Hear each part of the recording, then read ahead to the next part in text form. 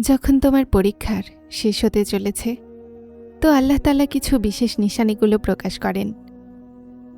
তুমি সবরের পরীক্ষাতে আছো না? তো শোনো, তার সাহায্য আসতেই চলেছে।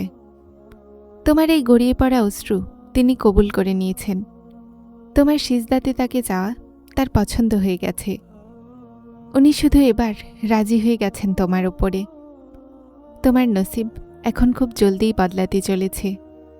তোমার রংহীন জীবনে এখন তিনি রং ভরতে চলেছেন। এখন তোমার ঘরও খুশির ফুলে ভরে যাবে। বিশ্বাস করো, তুমি তোমার দোয়াগুলোর কবুলিয়ত জলদিই দেখবে। উদাস আছো, বুঝতে পারছো না যে কি করবে, কিছুই সঠিক হতে দেখতে পাচ্ছ না। কিন্তু দেখো, সেই রব তোমাকে ভোলেননি। দোয়ার রাস্তা তিনি তোমাকে দিয়ে রেখেছেন না। তো তারপরেই বিশ্বাস রাখো যে দোয়া কবুলও হবে। এই সমস্যাগুলো জীবনের একটা অংশ, পুরো জীবনের। দিন ভালোও আসবে তোমার। কি হয়েছে যে অশ্রু শুকিয়ে গেছে? কি হয়েছে যে এখন কথাও সাথ দিচ্ছে না? সেই রব তো তোমার নীরবতাও শুনে নেন। এভাবে হার মেনে বসে যেও না, সব ঠিক হয়ে যাবে। কেননা সেই রব আল আলামিন তোমাকে অনেক ভালোবাসেন। সেই রব তো তোমার নীরবতাও শোনেন। এমনভাবে হার মেনে বসে যেও না, সব কিছু ঠিক হয়ে যাবে। শোনো, উনি তোমার ছোট ছোট চেষ্টাগুলো সম্পর্কেও অবগত, যা তুমি তার ইচ্ছাতে রাজি হওয়ার জন্য করো। উনি তোমার সবর করতে করতে ক্লান্ত হয়ে পড়ে যাওয়া আর তারপর আবার উঠে দাঁড়ানোকে আর সবর করাকেও দেখেন। উনি তোমার না বলা দোয়াগুলোও জানেন, যা তুমি সবসময় মনের মাঝে চাইতে থাকো। তার কাছে তোমার কোনো ছোট আমলও যায় হয় না। উনি দেখেন, জানেন তোমার সাহস আর শক্তিকে।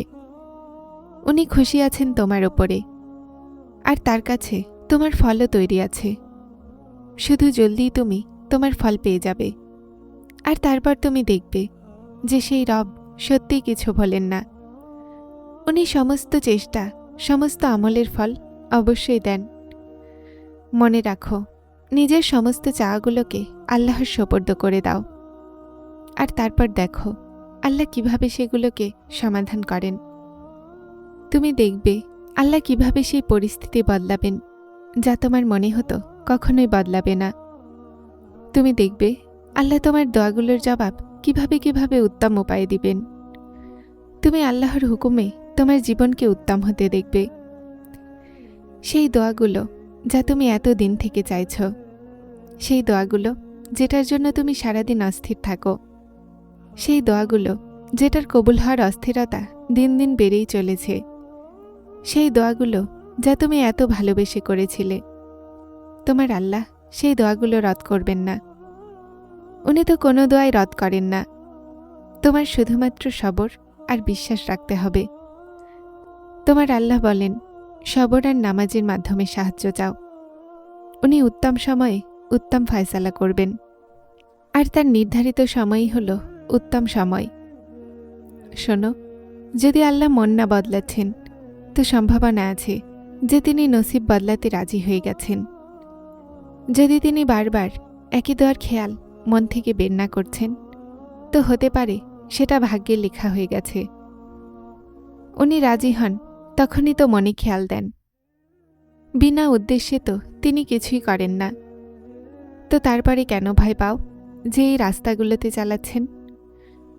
শেষমেশ তিনিও তো কিছু না কিছু ভেবে রেখেছেন। রাস্তাগুলো তার মর্জির হতে পারে, কিন্তু মঞ্জিল তোমার মর্জিরই হবে।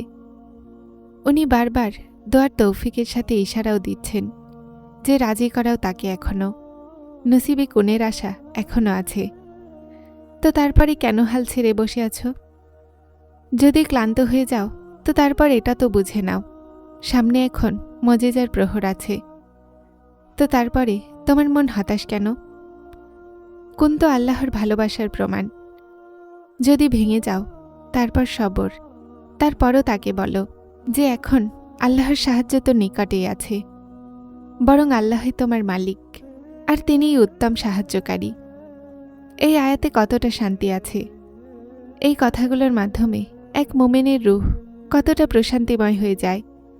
যে আল্লাহ তাআলা পুরো দুনিয়ার বাদশাহ, দুই জাহানের মালিক, আপনার রক্ষক।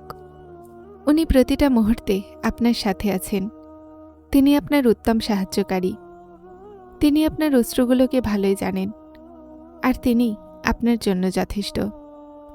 যদি পুরো দুনিয়াও তোমার বিরুদ্ধে চলে যায়, তখনও কেউ আপনার কিছুই বিগড়াতে পারবে না। তো তোমার রবের উপরে ভরসা রাখো, তার ফয়সালাতে বিশ্বাস রাখো। উনি যেটাই করেন নিশ্চয় আমাদের ভালোর জন্যই করেন। সবার চেয়ে ভালোবাসাময় রব আমাদের জন্য কখনোই খারাপ চাইতে পারেন না। হতাশা ছেড়ে দাও, আর নিজেকে বেশি চিন্তিত করাও ছেড়ে দাও। শুধু তুমি তোমার তরফ থেকে পুরোপুরি চেষ্টা করতে থাকো। তোমার উদ্দেশ্যকে নেক রাখো। তোমার এই সফর তোমাকে ক্লান্তও করতে পারে, আর তোমাকে চিন্তিতও করতে পারে, কিন্তু তারপর আস্তে আস্তে তুমি জিনিসগুলোকে বুঝতে পারো, আর তুমি তোমার মঞ্জিলগুলোকে পেয়ে যাবে। মনে রাখো, তোমার জীবন খুব মূল্যবান, আর আপনিও খুব বিশেষ। আপনি এখন যে জিনিসগুলোর আশা করছেন, সেটা শুধুমাত্র আপনাকে জীবনের পরবর্তী ধাপে নিয়ে যাচ্ছে। আপনি এগোচ্ছেন, আপনি উত্তম হতে যাচ্ছেন। আপনার উদ্দেশ্যগুলোকে পবিত্র রাখুন, চেষ্টা করুন, আর আল্লাহ আপনাকে এমন রাস্তা আর সুযোগও দিবেন, যেটার ব্যাপারে আপনি কখনো ভাবতেও পারতেন না যে এটাও মজুদ আছে।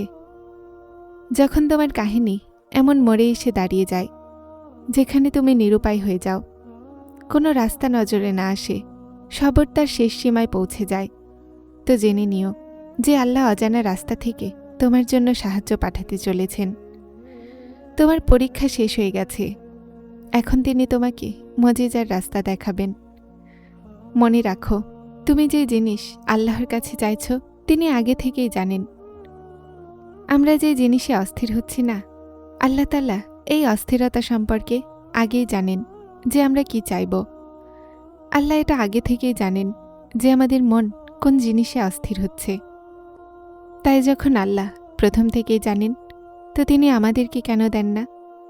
এজন্যই তো তিনি দোয়া বানিয়েছেন, আর দোয়া চাওয়ার জন্য আমাদেরকে বানিয়েছেন, যেন আমরা তার কাছে যাই, তার সাথে কথা বলতে থাকি, তাকে ডাকতে থাকি, তার কাছ থেকে যেন দূরে সরে না যাই, তার নিকটে থাকি, যেন তিনি আমাদের দিকে মনোযোগী হতে পারেন। যারা চ্যানেলটিতে নতুন এসেছেন, তারা হেদায়েত চ্যানেলটিকে সাবস্ক্রাইব করে আমার সাথে থাকুন, এবং অবশ্যই ভিডিওগুলোকে লাইক শেয়ার করবেন। আসসালামু আলাইকুম।